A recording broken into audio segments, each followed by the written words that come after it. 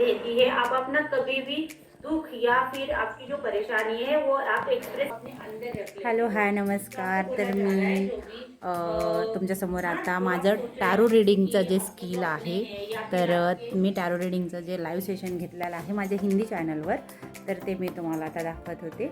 तर असंच मला लाईव्ह सेशन टॅरो रीडिंग म्हणजे असं आहे की आपलं जे नियर फ्युचर आपल्याला आपल्या लाईफमध्ये काय घडणाऱ्या गोष्टी आहेत, तर ह्या टॅरोच्या थ्रू आपल्याला सांगितलं जातात किंवा आपल्याला तो मेसेज दिला जातो.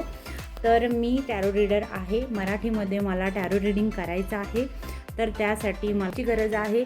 मला सबस्क्रायबर्स आता सध्या कमी आहेत आणि मी रोज लाईव्ह रीडिंग करण्याचा विचार करते आहे.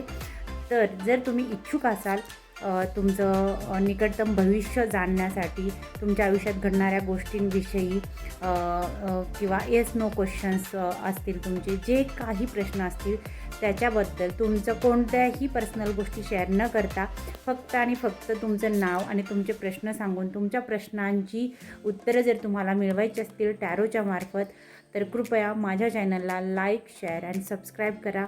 मी लवकरच मराठीमध्ये टॅरो रीडिंग माझ्या चॅनलवर अनफिल्टर्ड ज्योतीवर घेऊन येत आहे. थँक्यू.